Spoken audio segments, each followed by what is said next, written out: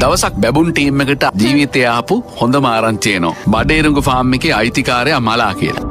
උන් ගිහිල්ලා බැලුවා සිරා මැරිලා. දැන් මුන්ට ආව සන්තෝෂයක්. දැන් ඉතින් අපි බඩේරුඟු කරලක් කනකොට රතිඤ්ඤා දාන්න පොරවල්ලා නැහැ. උගුල් අටවන්න බඩු නැහැ. අයිතිකාරයා මැරිලා. දැන් වෙනද වගේ බයෙන් වටපිට බල බඩේරුඟු හොරෙන් කන්න ඕනේ නැහැ. කිරිරහට තියෙනවා මෝරපුවා තියෙනවා මැද හරි ඒවා තියෙනවා. හරි තඹපු ඒවා තියෙනවා. තඹපු ඒවා නෑනේ මම බඩේරුඟු ෆාම් එකක.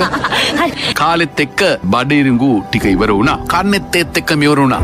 දැන් බලන් ඉන්නවා ඊළඟ කන්නේ ආවා. කිසිම දෙයක් වෙන පාටක් පේන්නේ නැහැ. පස් පෙරලන්න කවුරුවත් ආවෙත් නැහැ. බඩේරුඟු ඇටහින්න කවුරුවත් ආවෙත් නැහැ. වෙනදා තියෙන ඇක්ටිවිටි මොකුත් වෙන්නේ නැහැ. අයිතිකාරයා මැරිලා. බැබුල්ලට මතක් වුණා. දැන් මේ ෆාම් එකේ බඩේරුඟු වලට තව කන්නයක් නැහැ. ඒ කතාව ඉවරයි. හරි.